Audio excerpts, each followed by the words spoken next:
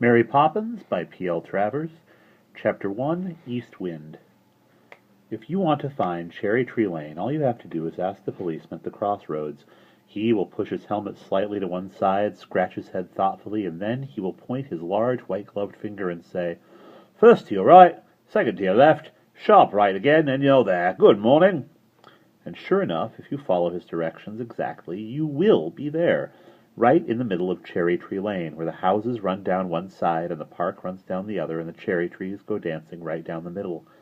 If you are looking for number 17, and it is more than likely that you will be, for this book is all about that particular house, you will very soon find it. To begin with, it is the smallest house in the lane, and besides that, it is the only one that is rather dilapidated and needs a coat of paint. But Mr. Banks, who owns it, said to Mrs. Banks that she could either have a nice, clean, comfortable house or 4 children, but not both, for he couldn't afford it.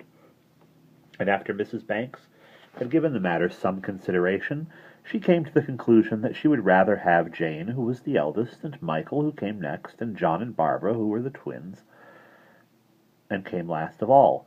And so it was settled, and that was how the Banks family came to live at number 17, and Mrs. Brill to cook for them, and Ellen to lay the tables, and Robertson A. to cut the lawn, and clean the knives, and polish the shoes, and as Mr. Banks always said, to waste his time and my money. And of course, besides these, there was Katie Nana, who doesn't really deserve to come into the book at all, because, at the time I am speaking of, she had just left number 17. "Without your leave, without by your leave or a word of warning, and what am I to do?" said Mrs. Banks. "Advertise, my dear," said Mr. Banks, putting on his shoes, "and I wish Robertson A. would go without a word of warning, for he has again polished one boot and left the other untouched. I shall look very lopsided." "That," said Mrs. Banks, "is not the least importance. You haven't told me what I'm to do about Katie Nana." "I don't see how you can do anything about her, since she has disappeared," replied Mr. Banks. "But if it were me, I should get somebody to put it in the morning paper. The news that Jane and Michael and John and Barbara Banks, to say nothing of their mother, require the best possible nanny at the lowest possible wage, and at once. Then I should wait and watch for the nannies to queue up outside the front gate, and I should get very cross with them for holding up the traffic and making it necessary for me to give the policeman a shilling for putting him to so much trouble. Now I must be off. Whew! It's as cold as the North Pole. Which way is the wind blowing?" And as he said that, Mrs. Banks popped her head out of the window and looked down the lane to Admiral Boom's house at the corner. This was the grandest house in the lane, and the lane was very proud of it because it was built exactly like a ship. There was a flagstaff in the garden, and on the roof was a gilt weathercock shaped like a telescope. "Ha!" said Mr. Banks, drawing in his head very quickly. "Admiral's telescope says east wind. I thought as much. There is frost on my bones. I shall wear 2 overcoats," and he kissed his wife absent-mindedly on the side of her nose and waved to the children and went away to the city. Now the city was a place where Mr. Banks went every day, except Sundays, of course, and bank holidays, and while he was there he sat on a large chair in front of a large desk and made money. All day long he worked, cutting out pennies and shillings and half-crowns and threepenny bits, and he brought them home with him in his little black bag. Sometimes he would give some to Jane and Michael for their money boxes, but when he couldn't spare any, he would say, "The bank is broken," and they would know he hadn't made much money that day. Well, Mr. Banks went off with his black bag, and Mrs. Banks went into the drawing-room and sat there all day long writing letters to papers and begging them to send some nannies to her at once.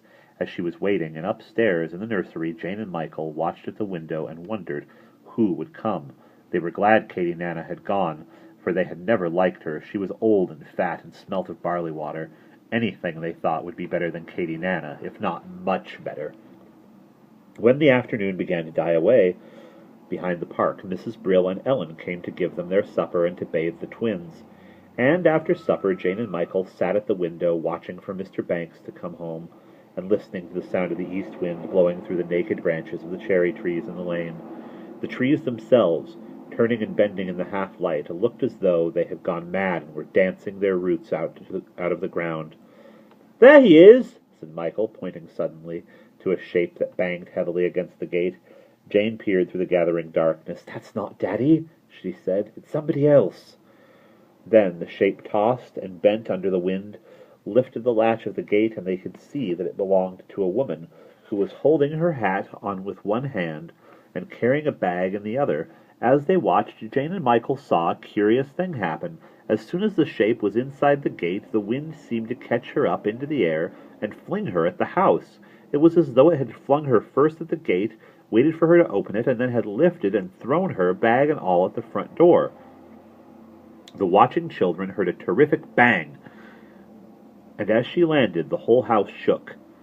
"How funny! I've never seen that happen before," said Michael.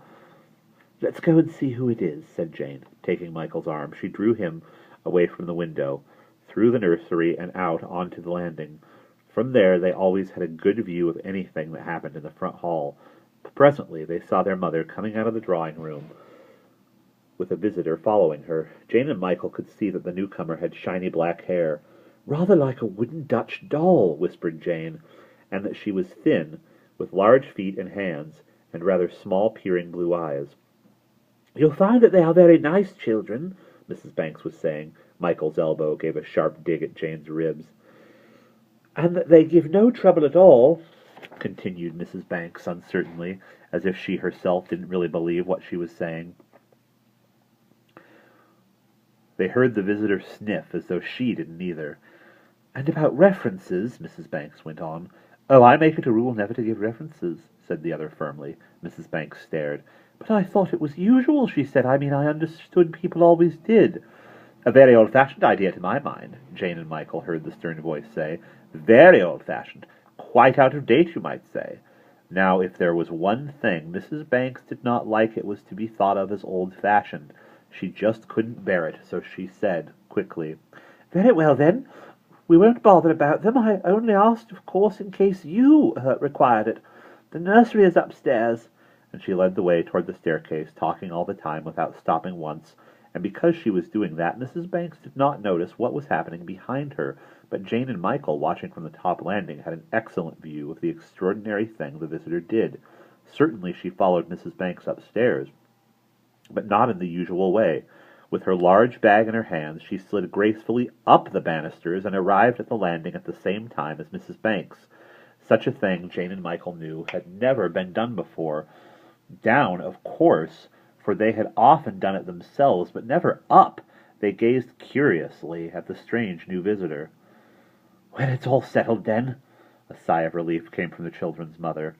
"Quite, as long as I'm satisfied," said the other, wiping her nose with a large red and white bandana handkerchief.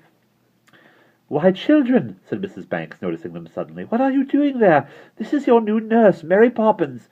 Jane, Michael, say how do you do. And these," she waved her hand at the babies in their cots, "are the twins." Mary Poppins regarded them steadily, looking from one to the other as though she were making up her mind whether she liked them or not. "Will we do?" said Michael. "Michael, don't be naughty," said his mother. Mary Poppins continued to regard the four children searchingly. Then, with a long, loud sniff that seemed to indicate that she had made up her mind, she said, "I'll take the position." "For all the world," as Mrs. Banks said to her husband later, "as though she were doing us a single honor." "Perhaps she is," said Mr. Banks, putting his nose round the corner of his newspaper for a moment and then withdrawing it very quickly. When their mother had gone, Jane and Michael edged toward Mary Poppins, who stood, still as a post, with her hands folded in front of her. "How did you come?" Jane asked. "It looked just as if the wind blew you here." "It did," said Mary Poppins briefly, and she proceeded to unwind her muffler from her neck and take off her hat, which she hung on one of the bedposts. As it did not seem as though Mary Poppins were going to say any more, she sniffed a great deal, though she sniffed a great deal. Jane, too, remained silent, but when she bent down to undo her bag, Michael could not restrain himself. "What a funny bag," he said, pinching it with his fingers. "Carpet," said Mary Poppins, putting her key in the lock. "To carry carpets in, you mean?" "No, made of." "Oh," said Michael, "I see." But he didn't quite. By this time the bag was open, and Jane and Michael were more than surprised to find it was completely empty. "Why," said Jane, "there's nothing in it." What do you mean, nothing?" demanded Mary Poppins, drawing herself up and looking as though she had been insulted. "Nothing in it, did you say?" And with that she took out, from the empty bag, a starched white apron and tied it round her waist. Next, she unpacked a large cake of Sunlight soap, a toothbrush, a packet of hairpins, a bottle of scent, a small folding armchair, and a box of throat lozenges. Jane and Michael stared. "But I saw," whispered Michael. "It was empty." "Hush," said Jane, as Mary Poppins took out a large bottle labeled 1 teaspoon to be taken at bedtime. The spoon was attached to the neck of the bottle, and into this Mary Poppins poured a dark crimson fluid. "Is that your medicine?" inquired Michael, looking very interested. "No, yours," said Mary Poppins, holding out the spoon to him. Michael stared. He wrinkled up his nose. He began to protest. "I don't want it. I don't need it. I won't." But Mary Poppins' eyes were fixed upon him, and Michael suddenly discovered that you could not look at Mary Poppins and disobey her. There was something strange and extraordinary about her, something that was frightening, and at the same time most exciting. The spoon came nearer. He held his breath, shut his eyes, and gulped. A delicious taste ran round his mouth. He turned his tongue in it. He swallowed, and a happy smile ran round his face. "Strawberry ice!" he said ecstatically. "More! More! More!" But Mary Poppins, her face as stern as before, was pouring out a dose for Jane.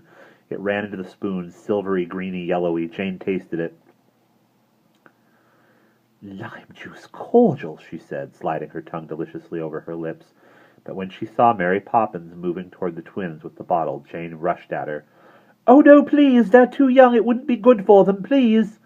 Mary Poppins, however, took no notice, but with a warning, terrible glance at Jane, tipped the spoon toward John's mouth. He lapped at it eagerly, and a few drops were spilt on his bib. Jane and Michael could tell that the substance in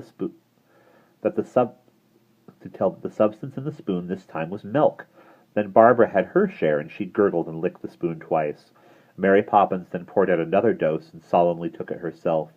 "Rum punch," she said, smacking her lips and corking the bottle. Jane's eyes and Michael's popped with astonishment. But they were not given much time to wonder, for Mary Poppins, having put the miraculous bottle on the mantelpiece, turned to them. "Now," she said, "fit spot into bed." And she began to undress them. They noticed that whereas buttons and hooks had needed all sorts of coaxing from Katie Nana, for Mary Poppins they flew apart almost at a look.